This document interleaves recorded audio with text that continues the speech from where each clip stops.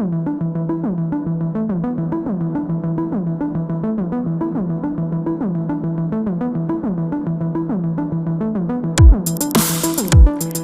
this second module, we deal with nuclear physics and its applications. We'll now discuss radioactivity. In this fourth video, we'll talk about nuclear decay in general and alpha decay in particular. After watching this video, you will be able to describe the valley of stability and its surroundings, to know how to locate and characterize the nuclei with respect to this valley, and characterize alpha decays and their properties. An unstable nucleus can transform itself in a more stable one through radioactive decay. We distinguish three types historically labeled as alpha, beta, and gamma decays. Alpha decay is the spontaneous fission of a heavy nucleus into a less heavy one and the nucleus of helium-4, also called alpha particle. The beta decays are transformation between a nuclear neutron into a proton or vice versa, by respectively emitting an electron and its antineutrino or a positron and its neutrino. This way both baryon number and lepton number are conserved. These decays often leave the other nucleus in an excited state, and the gamma decays allows it to return to its ground state by emitting one or more photons.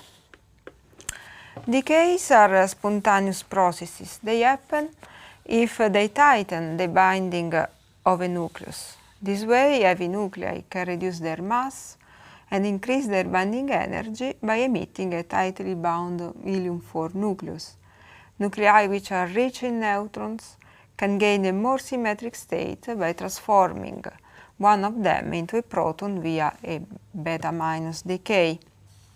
Nuclei which are rich in protons can correct this asymmetry by a beta+ decay, and the excited daughter nuclei can reach their ground state by emitting one or more photons. All these reactions take a nucleus closer to the valley of stability.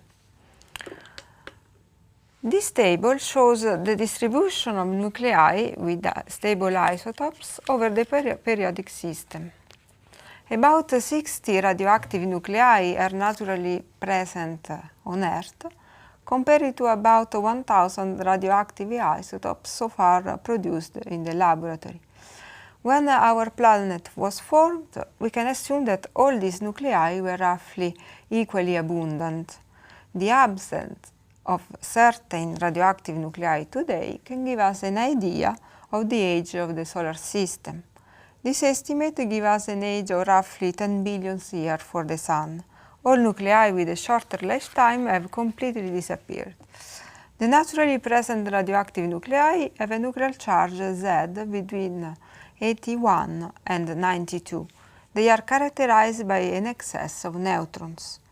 Since they are heavy, they first undergo an alpha decay, leading to an even larger relative excess of neutrons.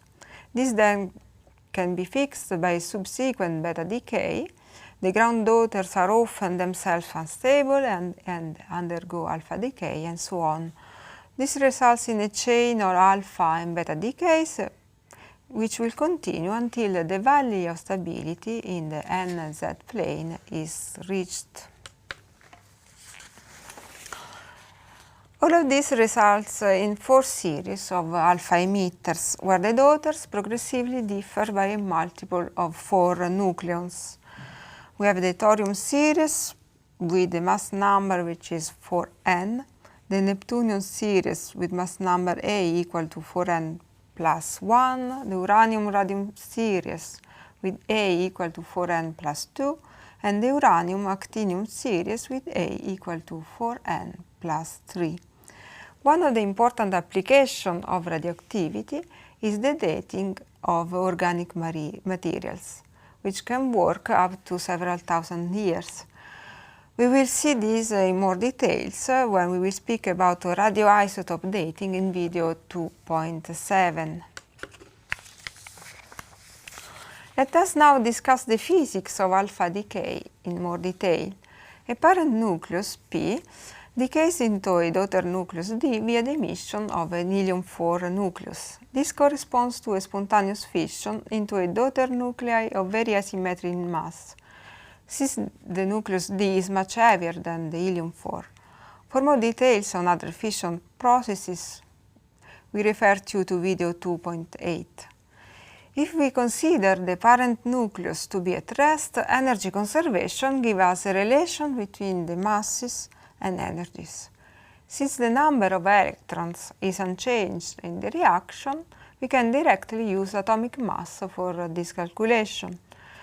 T alpha and Td are the kinetic energies of the alpha particle and the daughter nucleus. The gain in binding energy that drives the decay is called the Q value, and it is converted into the kinetic energy of the decay products.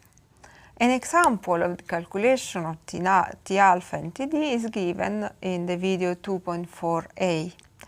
Because of the symmetry in the masses, the alpha particle takes most of the kinetic energy. The spectra of alpha particles coming from the decay of the same isotope can reveal intermediate metastable states. One then observes alpha particles with slightly different but, of course, quantized energies. One also observes gamma ray emission, which comes from the decay cascade towards the ground state. The parent nucleus can, of course, also directly decay to the ground state, without passing by intermediate states.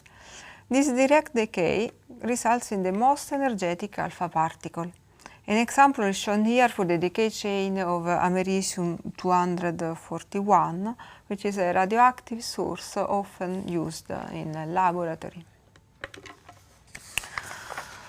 The kinetic energy of an alpha particle from nuclear decay is typically of the order of 5 MeV. When such a low-energy particle approaches a heavy nucleus from outside, it cannot penetrate the Coulomb barrier.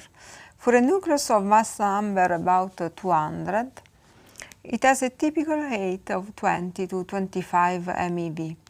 So why does the process work in the opposite direction? How can an alpha particle traverse the Coulomb barrier from the inside? The answer is given by the quantum process of tunneling. The probability that an alpha particle traverses the Coulomb barrier is of the order of 10 to the minus 40. But this is the probability of traversing on a single trial. This is why a low-energy alpha particle scattered from the outside cannot penetrate the barrier. The velocity of an alpha particle bound to a nucleus with kinetic energy of about 44 MeV is not relativistic, but still impressive. Yes, it has a velocity of about 0.15 speed of light. Confined to a region with a radius of about 10 to the minus 12 centimeters, the particle bounces off the barrier with a frequency of about 4.5 times 10 to the 21 times per second. The probability of penetration per second is thus 0.5 times 10 to the minus 18 per second. This quantity is called the decay constant lambda, which is the inverse of the lifetime tau. For a typical nucleus, we found a lifetime of 10 to the 10 years, which is representative for nuclei with alpha decay. The number of nuclei and T remaining after an elapsed time T from an initial sample of N0 nuclei diminishes exponentially according to the decay law. We will give more detail on this law in the optional video 2.5a.